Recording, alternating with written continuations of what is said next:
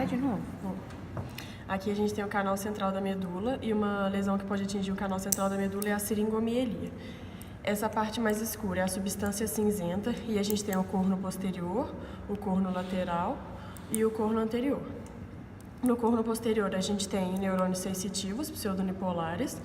No lateral a gente tem o sistema nervoso autônomo, que só pega torácico e lombar. E no anterior a gente tem corpos de motoneurônios, que são neurônios multipolares.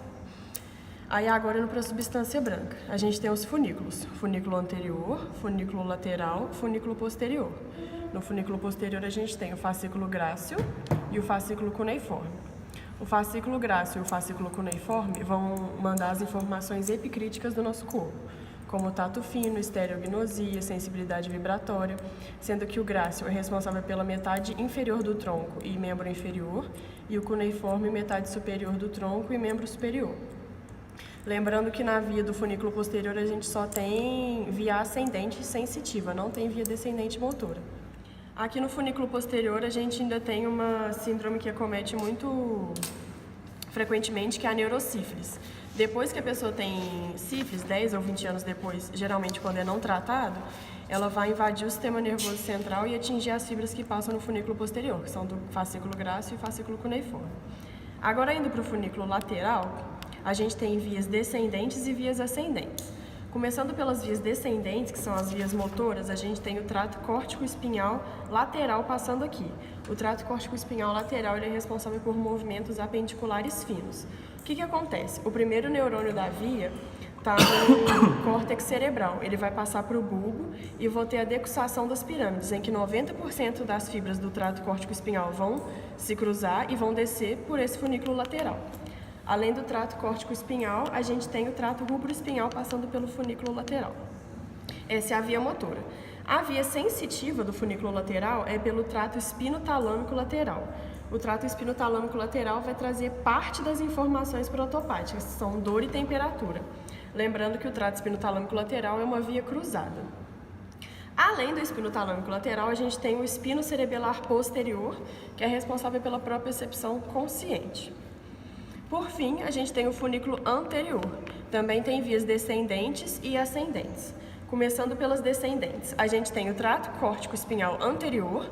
Aí lembra que 90% das fibras que cruzaram na pirâmide desceram pelo funículo lateral e 10% não vão cruzar na pirâmide, vão descer pelo funículo anterior sem cruzar na pirâmide. Elas vão cruzar na comissura branca da medula. Aí tá, tem o trato córtico-espinhal anterior, trato vestíbulo-espinhal, tecto-espinhal e retículo-espinhal, pontino e bulbar. Tirando o córtico-espinhal, esses outros tratos eles são só para compensar caso o córtico-espinhal seja lesado, eles não são tão importantes não. E por fim, a via sensitiva do funículo anterior é pelo trato espinotalâmico anterior, que vai trazer o resto das informações protopáticas, que são tato grosso e pressão, também é uma via cruzada.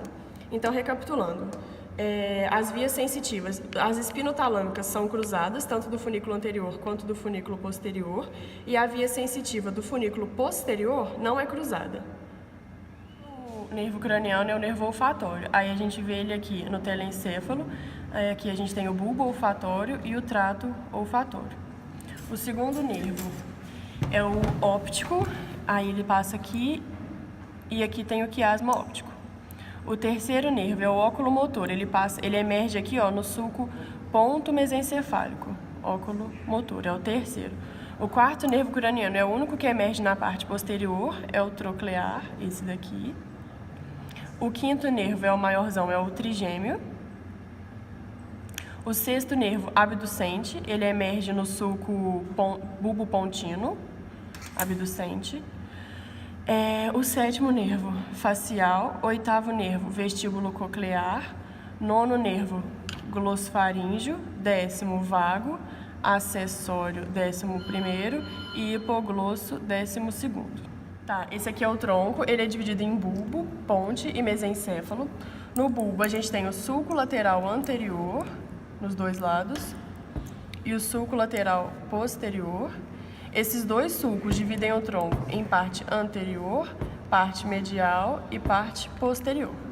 Começando pela parte anterior do bulbo, a gente tem aqui as pirâmides que é onde ocorre a decussação das pirâmides. Aqui a gente tem a fissura mediana anterior, que quando eu tenho a decussação das pirâmides, eu não tenho essa fissura aparecendo. Então aqui pirâmides, fissura, decussação seria mais ou menos aqui.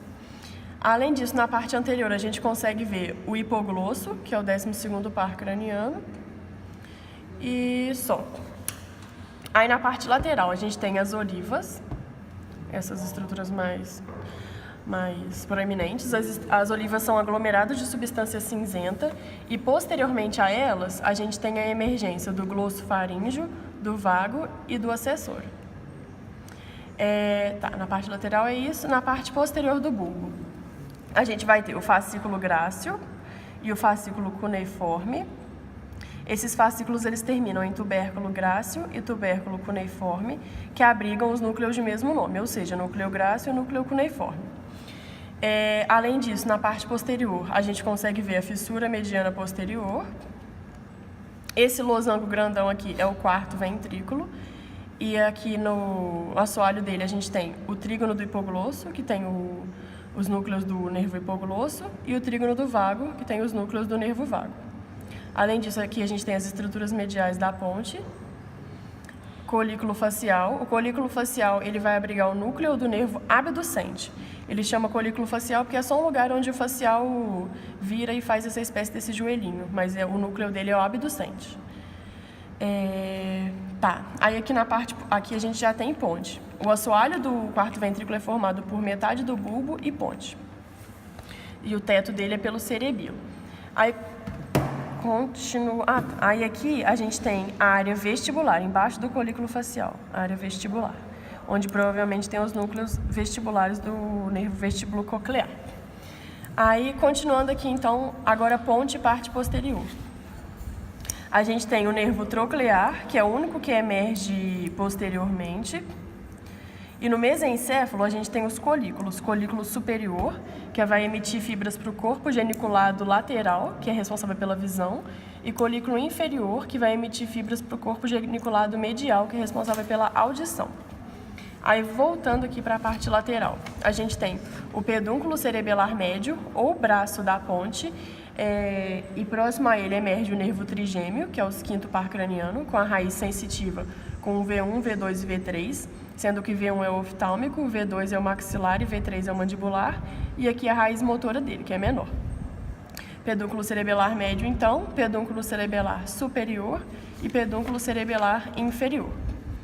Aí, voltando para a parte anterior, aqui a gente tem a ponte, né, o nervo abducente, que é o 6º par craniano. Aqui a gente tem o sulco basilar, que é por onde passa a artéria basilar. Aqui tem o nervo facial, que é o 7º, e o vestíbulo coclear, que é o 8º. Aí aqui onde o abducente emerge é o sulco bulbo-pontino, que ele separa bulbo e ponte.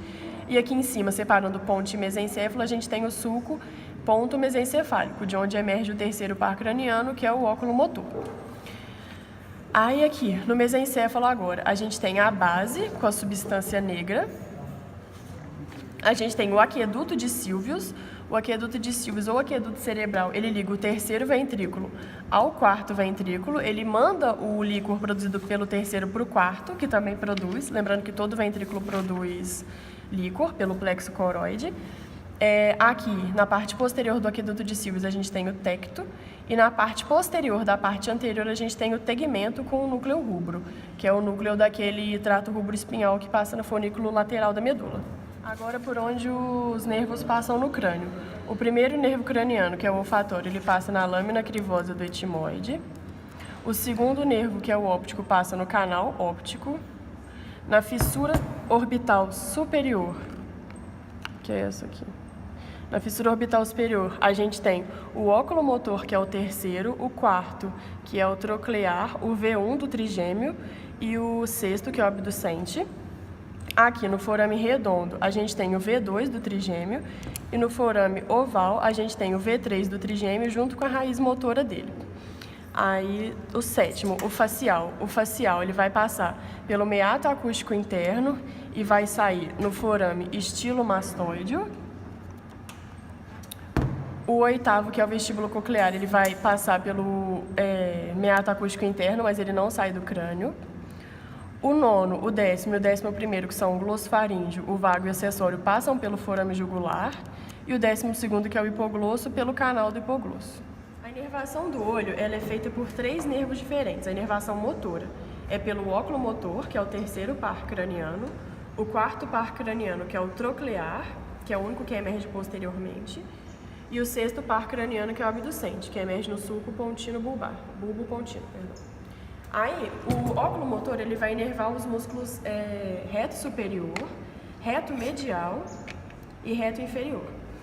Além disso, ele inerva o levantador da pálpebra superior e, na inervação visceral, o ciliar e o esfíncter da pupila. O ciliar é esse branquinho aí e o esfíncter da pupila é que vai fazer miose e midríase. Agora, os movimentos feitos pelo oculomotor. A gente tem levantar os olhos, que é pelo reto superior, convergir os olhos, que é pelo reto medial, abaixar os olhos, que é pelo reto inferior, rotação externa dos olhos, que é pelo oblíquo inferior. Aí tem a contração da pupila, que é pelo esfíncter da pupila, posso ter midríase e miose, e acomodar a visão para perto, que é pelo ciliar. Aí agora, falando do 4º nervo craniano, que é o troclear. O troclear, ele vai inervar o músculo oblíquo superior do olho. Então, qual que vai ser o movimento que o troclear vai fazer? Vai ser o movimento de olhar para baixo e rotação interna dos olhos. Por fim, o 6º nervo craniano, que é o abducente, ele vai inervar o reto lateral. O abducente, como o próprio nome já diz, ele vai fazer abdução, ou seja, divergir os olhos. Inervação da língua. A inervação motora da língua é feita pelo nervo hipoglosso. A sensibilidade dos 2/3 anteriores é feita pelo trigêmeo e pelo facial, sendo que o trigêmeo vai ser a sensibilidade geral e o facial a sensibilidade gustativa. O 1/3 posterior da língua é todo por conta do glossofaríngeo. Ele vai fazer tanto a sensibilidade geral da língua quanto a sensibilidade gustativa. A motricidade da língua é feita pelo 12º par craniano, que é o hipoglosso.